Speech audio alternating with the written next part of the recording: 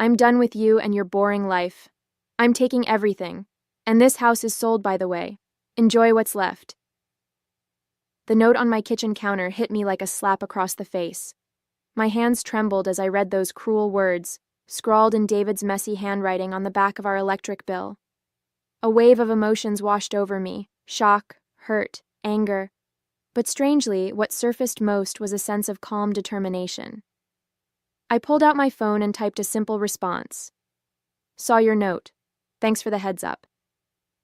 My name is Nina Parker, and at 36, I never imagined I'd be standing in my kitchen, reading a goodbye note from my husband of 12 years. I'm an entrepreneur who built a successful online business selling handcrafted jewelry, something David always dismissed as my little hobby. Looking back, I should have seen this coming. The signs were all there. The late nights at the office, the hushed phone calls, the way he'd quickly close his laptop whenever I walked into the room. But what David didn't know was that I wasn't as naive as he thought. 6 months ago, I noticed something odd while paying our bills. Large sums of money were being transferred out of our joint account into an account I didn't recognize. When I casually mentioned it to David, he brushed it off as business investments. That's when I knew I needed to protect myself. I may have looked like the perfect, supportive wife on the outside, but inside I was preparing for war. I started documenting everything: the unexplained expenses, the suspicious phone calls, even the nights he claimed to be working late, but his office building was dark when I drove by. I opened a separate bank account and gradually moved my personal savings there. I consulted with Sarah, my best friend who happens to be a divorce attorney, and she helped me understand my rights and options. Most importantly, during our recent home renovation, I had the house refinanced solely in my name, something David was too preoccupied with his investments to notice. Now, standing in our kitchen, my kitchen, reading his pathetic attempt at a power play, I couldn't help but feel a slight smile tugging at my lips. David always underestimated me, treated me like I was some clueless housewife playing at running a business. He probably thought this note would destroy me, leave me broken and begging him to come back. Instead, I felt strangely liberated. The pretense was finally over. I took a deep breath, smoothed down my blouse, and pulled out my laptop. It was time to set things in motion. David wanted to play hardball? Fine. But he was about to learn that I'd been in training for this game a lot longer than he realized. The signs of David's deception had started small. Last Christmas, he gave me a silver bracelet that looked expensive, but turned out to be a cheap knockoff. I would know, having worked with fine jewelry for years. When I confronted him about it, he turned it around on me, calling me materialistic and ungrateful. That was David's way, always making me doubt myself, always twisting things to make me look like the unreasonable one. Our marriage wasn't always like this. In the early days, David supported my dreams. He helped me set up my first online store and celebrated with champagne when I made my first big sale. But as my business grew, something changed in him. Maybe it was pride, maybe it was jealousy, but he started making snide comments about my little online shop at dinner parties, acting like I was playing at being a businesswoman while he did real work at his accounting firm. I remember the day I landed a contract with a major department store chain. Instead of celebrating, David barely looked up from his phone. "That's nice, honey," he said, dismissing what was possibly the biggest achievement of my career. That night, I cried myself to sleep, but it wasn't from sadness. It was from anger. Anger at myself for letting him diminish my accomplishments, for staying quiet when he belittled me in front of our friends. The real wake-up call came 3 months ago. I was having coffee with my sister Janet, who works at the same bank David uses for his business accounts. She hesitated before telling me she'd seen something concerning: large withdrawals, suspicious transfers. "Nina," she said, gripping my hand across the table, "I think he's planning something. You need to protect yourself." That conversation changed everything. I started paying attention to details I'd been ignoring: the way David always insisted on handling our finances, despite my business background. The mysterious weekend business trips that he couldn't explain. The whispered phone conversations that ended abruptly when I entered the room. Each discovery was like a piece of a puzzle I hadn't wanted to see.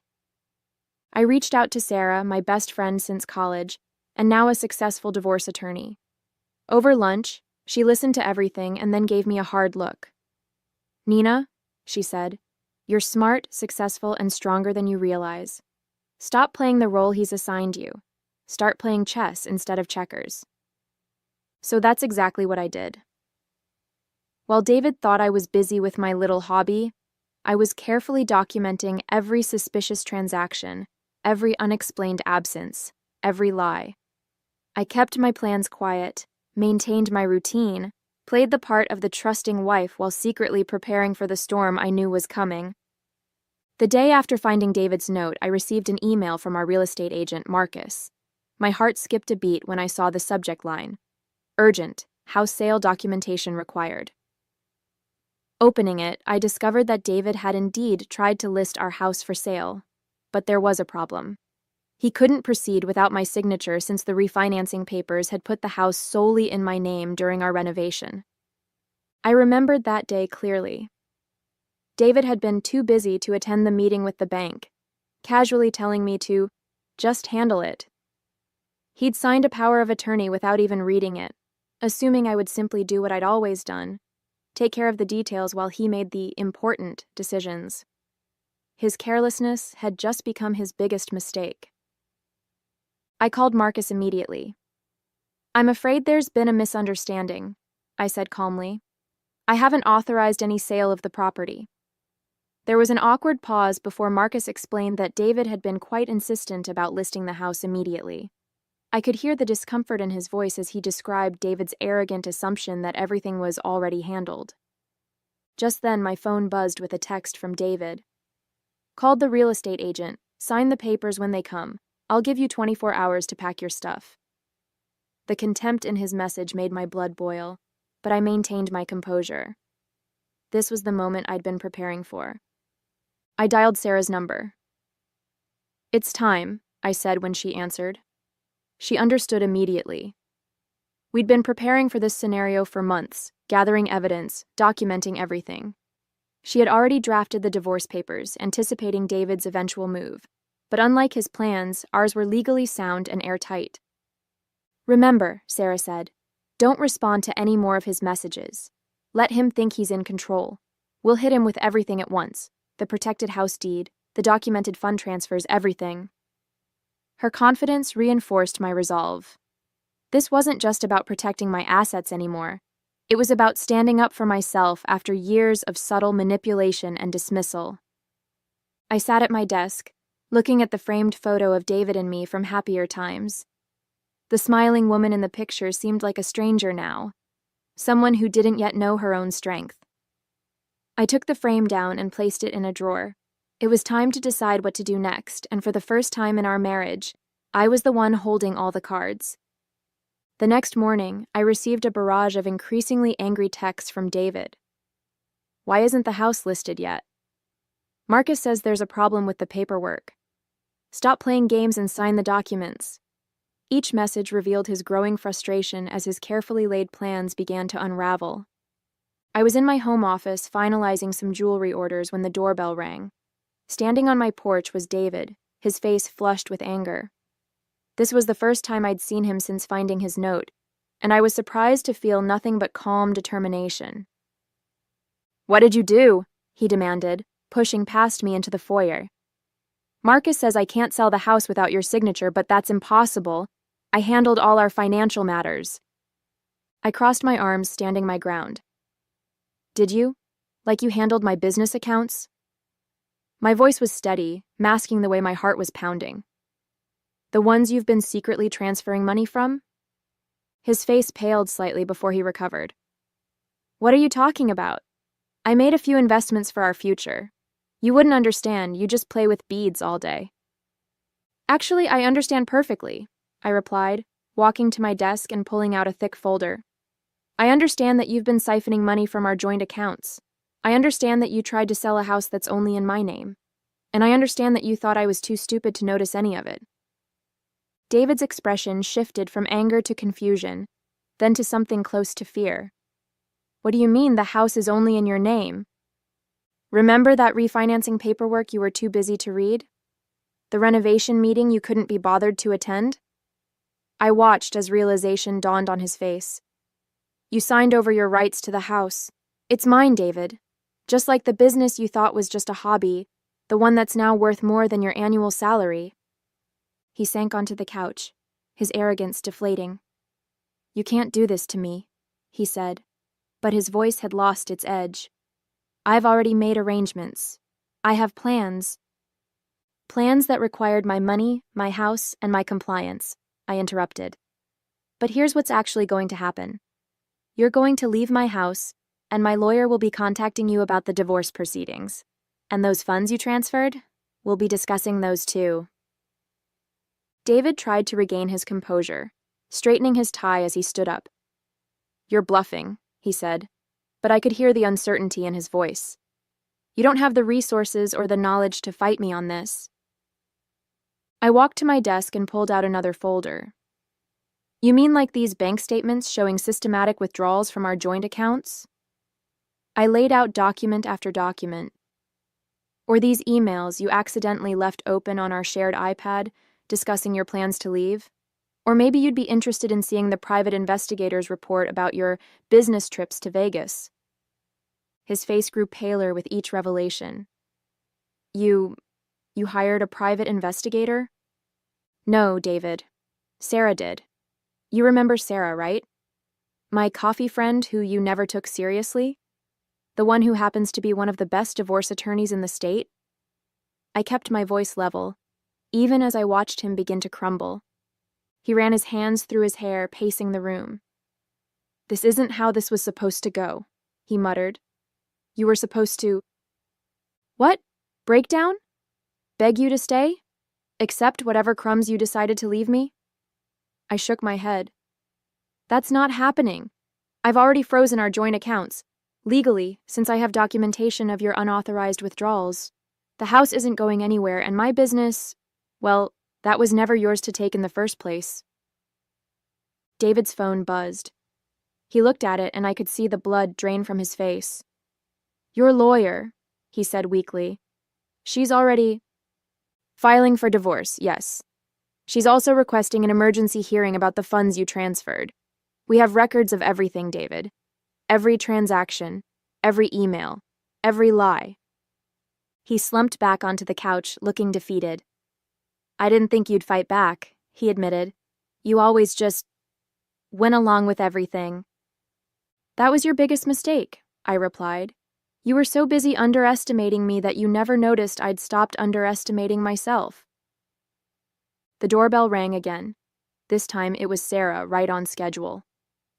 David looked up, panic finally setting in as he realized just how thoroughly he'd been outmaneuvered.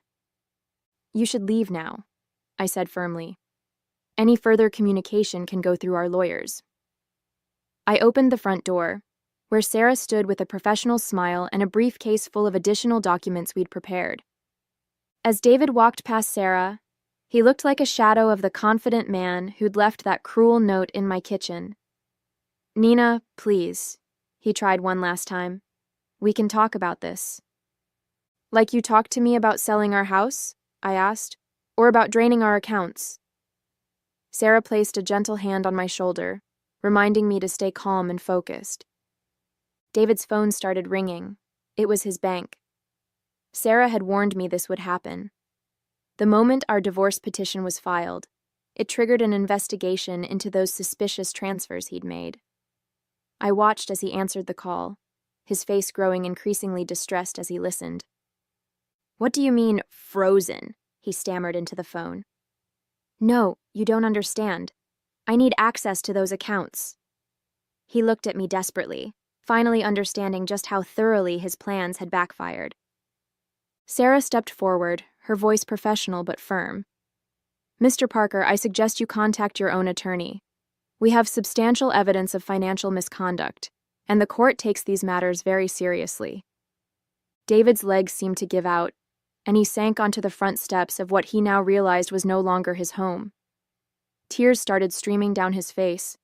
Not tears of remorse, I noticed, but tears of frustration and defeat. Everything he'd planned, every scheme he'd carefully laid out was crumbling around him. "I never thought," he began. "That's right," I interrupted. You never thought I'd stand up for myself. You never thought I'd be smart enough to protect myself.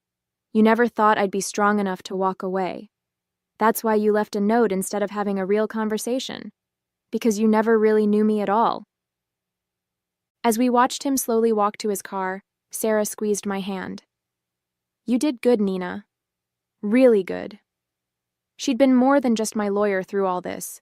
She'd been my rock, helping me find strength I didn't know I had. David's car disappeared around the corner, and I felt a weight lift from my shoulders. The pretense was over. No more checking bank statements in secret. No more documenting his lies. No more playing the role of the docile wife. I was free. In the weeks that followed, I threw myself into rebuilding my life. The jewelry business, which David had dismissed for so long, became my sanctuary. Orders were pouring in, and I was finally free to expand without hearing snide comments about wasting money on new equipment or materials. Sarah kept me updated on the legal proceedings. David had hired an aggressive attorney, but it didn't matter. We had documented everything meticulously. The judge was particularly interested in the paper trail of his financial misconduct. Those business investments he'd been making, they turned out to be gambling losses in Vegas and attempts to hide money in accounts I wasn't supposed to find. The house, my beautiful craftsman-style home that I'd lovingly renovated, remained mine. I redecorated slowly, erasing traces of David room by room. I painted the living room the deep blue color he'd always vetoed, converted his home office into my jewelry studio, and finally bought that antique workbench I'd been eyeing for years. Each change felt like reclaiming a piece of myself. My sister Janet came over often, helping me sort through years of accumulated memories. "Remember how he used to mock your little hobby at family gatherings?" she said one evening as we sorted through old photos. "Now look at you. You're featured in 3 major magazines, and he's living in a 1-bedroom apartment." She was right. The business was thriving now that I could focus on it fully. I'd hired 2 assistants to help with orders, and a major department store had just picked up my newest collection. The irony wasn't lost on me. Everything David had belittled was now sustaining me, while his smart investments had left him nearly bankrupt. My friends rallied around me in ways I never expected. Sarah, beyond being my attorney, spent countless evenings with me, helping me process everything. "You're not just surviving," she told me over wine one night. "You're flourishing." She was right. I felt stronger, more confident, more myself than I had in years. The divorce proceedings revealed more of David's deceptions than even I had uncovered. The bank's investigation found that he'd been gambling away significant sums of money for years, hiding the losses and hoping to cover them with the money he'd planned to get from selling the house. When that plan fell apart, everything else did too. One morning, I received an email from Marcus, the real estate agent. He apologized profusely for his role in David's attempted house sale and asked if I'd be interested in helping his wife choose jewelry for their anniversary. I smiled at the irony. My little hobby was now earning me respect from the very people who had once dismissed it. The hardest part wasn't the legal battles or even the loneliness. It was confronting how much of myself I'd buried to maintain the illusion of a happy marriage. I'd dimmed my light, shrunk my dreams, and doubted my instincts for years.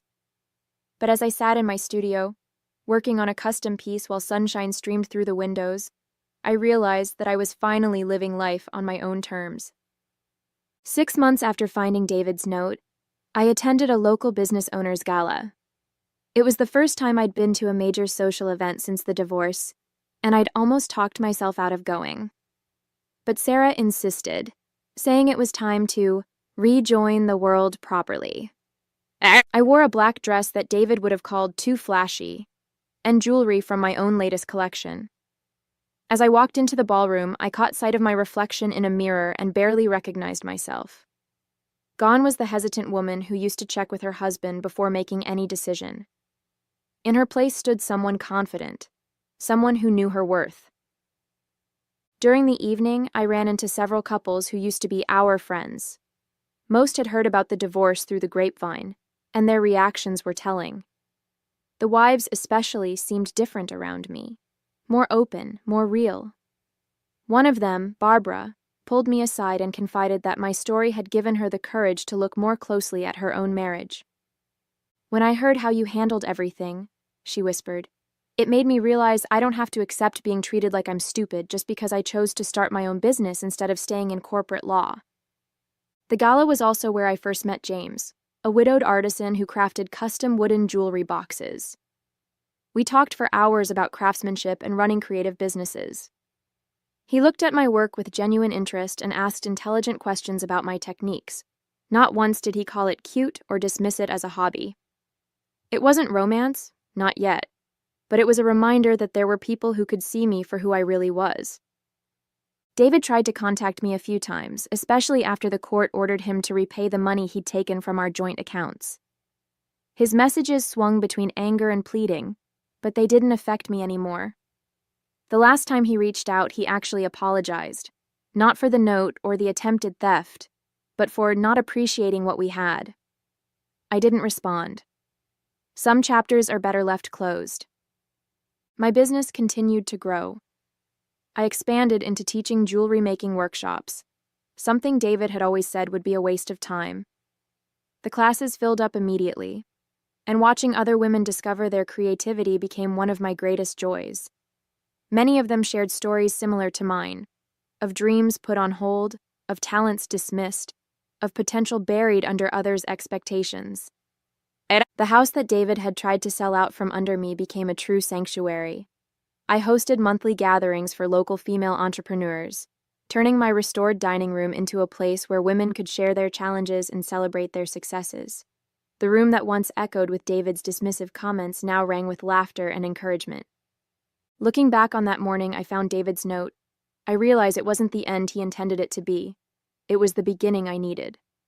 The woman who stood trembling in that kitchen, reading his cruel words, could never have imagined how much stronger she would become. Every tear I shed, every night I spent poring over bank statements and legal documents, every moment of doubt and fear, they all led me to where I am now. My jewelry business has expanded beyond anything I could have dreamed. We're now shipping internationally, and I've been featured in several major fashion magazines. The little hobby that David scorned now employs 8 people and has a waiting list for custom pieces. But more than the business success, I'm proud of the woman I've become. The other day, I found that note from David, tucked away in a drawer. Reading those angry words, "I'm done with you and your boring life," made me laugh out loud. My life is anything but boring now. I'm traveling to artisan fairs across the country, teaching women to create and value their own work, and building a community I never knew I needed. Sarah often tells me I should write a book about my experience, but I think I'm telling my story in a different way, through the strength I show other women who are where I once was. Every time I share my journey at my workshops, I see recognition in someone's eyes, and I know they're finding their own courage to stand up for themselves.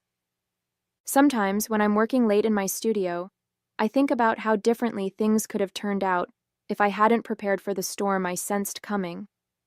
If I hadn't listened to my instincts, documented everything, and quietly built my safety net. David's note could have devastated me. Instead, it liberated me. Last week, I received a letter from David's sister, telling me he's still struggling to rebuild his life. She said he finally admitted to her how much he regrets underestimating me, how his arrogance cost him everything. Part of me hopes he's learned something from all this, but I no longer feel responsible for his growth or happiness. My life has taken a direction I never could have imagined while married to David. The house he tried to sell out from under me has become a home for creativity and empowerment. The business he dismissed has become a source of inspiration for other women, and I've become someone I'm proud to be. Strong, independent, and unapologetically successful. Yesterday, a young woman in one of my workshops asked me if I ever regret how things ended with David. I showed her the simple silver ring I created for myself after the divorce was finalized. Engraved inside are the words, "Trust your strength." Because that's what this journey has taught me. We are all so much stronger than we know. Sometimes it just takes a cruel note on a kitchen counter to help us discover it.